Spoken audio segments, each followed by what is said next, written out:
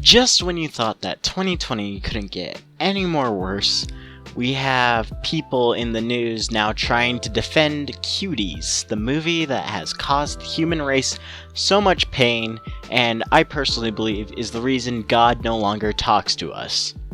But right now, we're going to actually go through an article written at the New York Times by Salamisha Tillet. I have no idea who that is, and I do not frankly care, but they say that there's something that the critics can't see, and that Cuties is actually a revolutionary film, and I can immediately tell they have not seen the movie, but they saw that there was a black girl on the cover, and they immediately have to defend it like the liberal they are. So, let's just get right into breaking down this article. Alright, we're just gonna go through here. What the Cuties critics can't see, the complexities of black girlhood.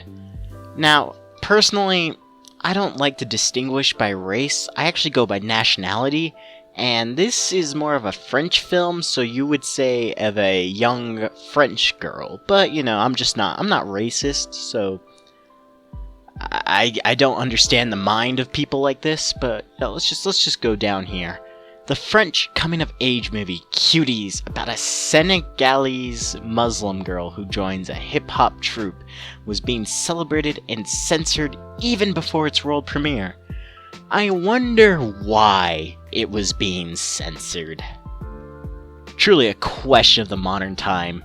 But anyway, in January, its first-time filmmaker... Oh, I didn't know it was her first time. This probably explains why the movie was absolutely horrible.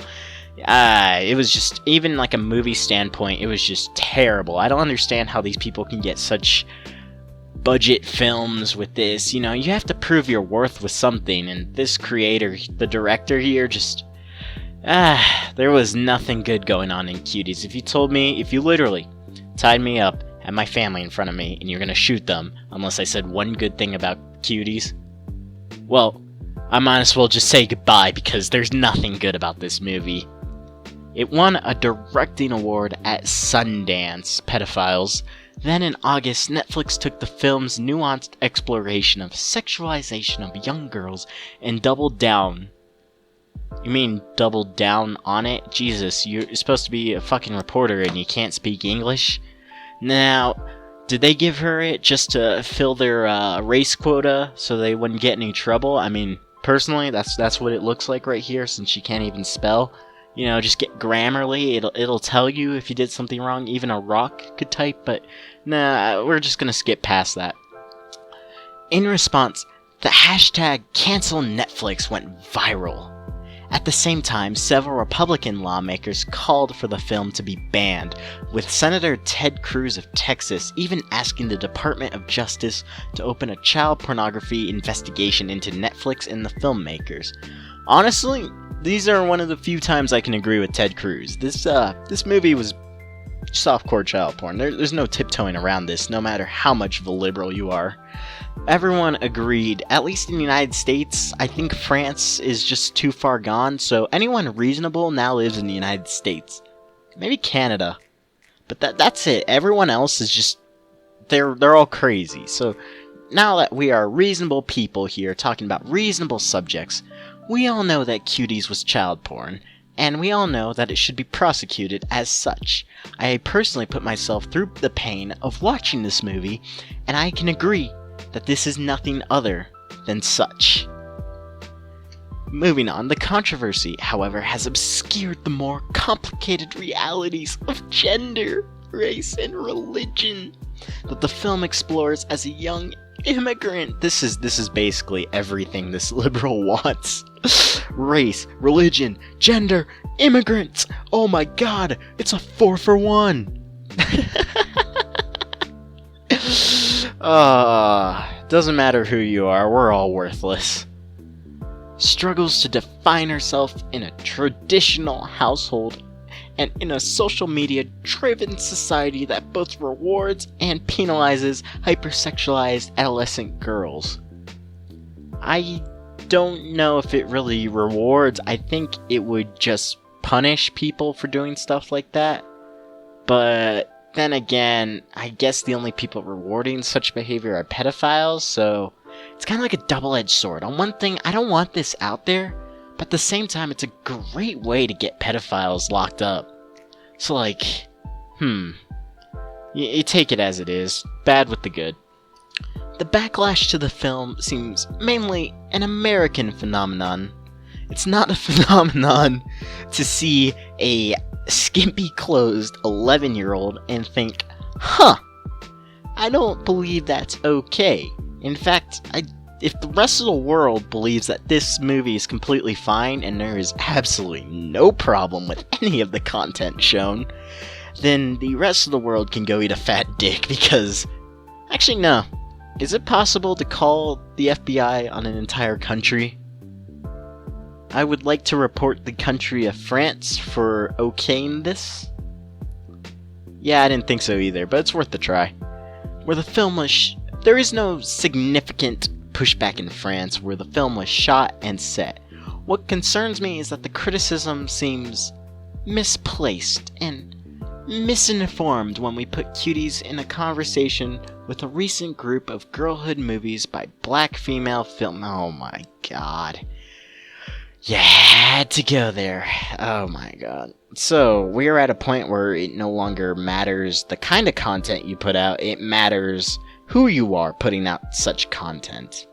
So, we no longer celebrate ideas more than we celebrate the color of the skin of the person making those ideas. Is it really that hard to just say in a conversation of recent group of girlhood movies, you could put by filmmakers? The more that you put race into the question, the worse it's gonna get. I think Morgan Freeman said it best that if you wanted racism to go away, you just have to stop talking about it.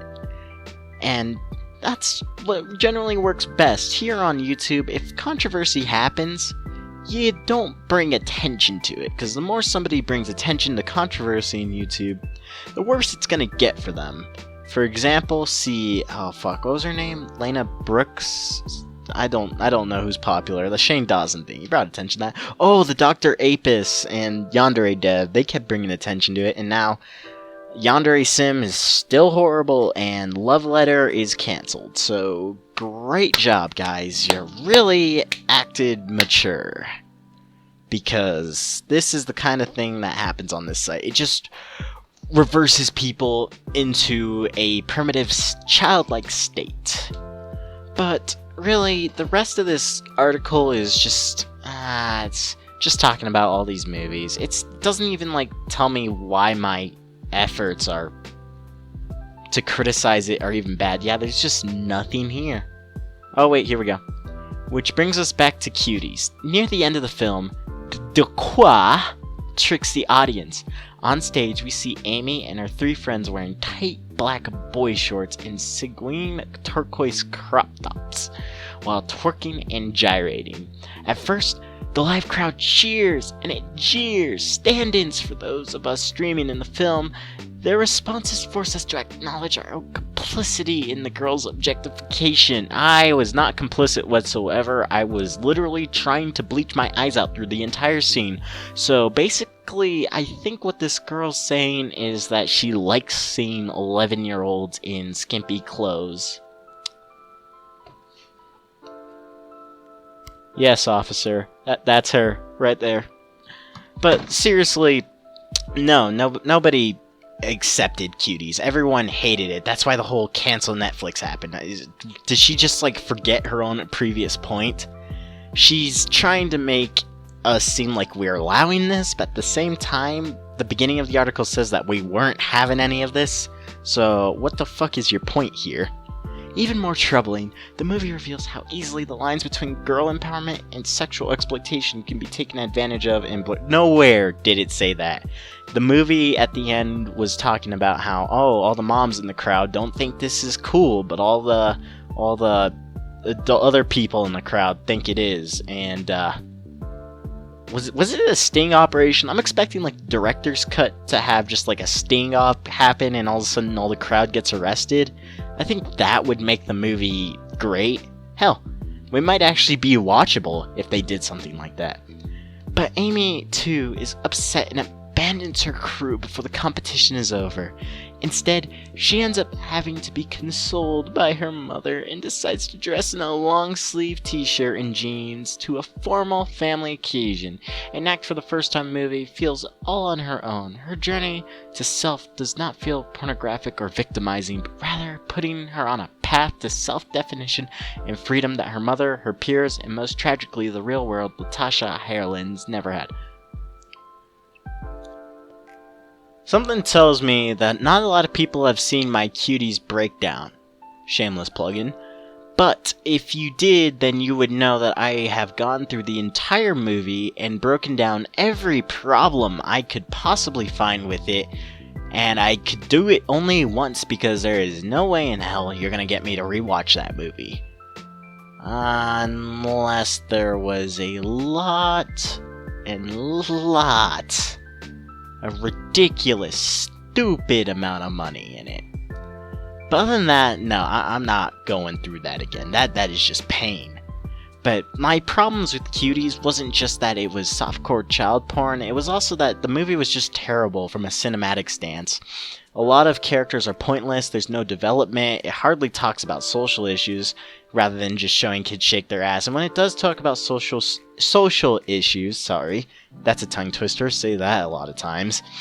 But when it finally does, it just drops the ball on it because it thinks, oh, well, the message of the movie is supposed to be a girl trying to choose between her traditional family and social media clout for shaking her ass. But the message of the movie at like near the end just becomes look what the fuck kids are doing these days. We're all fucked. We're all going to hell. But seriously, the problem with Cuties is also it doesn't tell a comprehensive story. It's more like it was just written in one weed session between the writer who's a pedophile and the director who's a pedophile. And they just decided to go and roll with it, and they found gullible enough parents to allow their children to star in it. But that's just my personal idea. This girl didn't do anything in this article to prove the critics wrong. She just talked about how, oh, you hurt my feelings because the main character's black and it's made by a black filmmaker. Why is everybody so mean to black people? When really the criticism we have is against what this person put out, not who they are. Although, now that they have put out something terrible, it can be used to credit stuff against the person now. So, I'm not dropping any names, but if you want to go ahead and make fun of either of these people, I mean, who am I to stop you?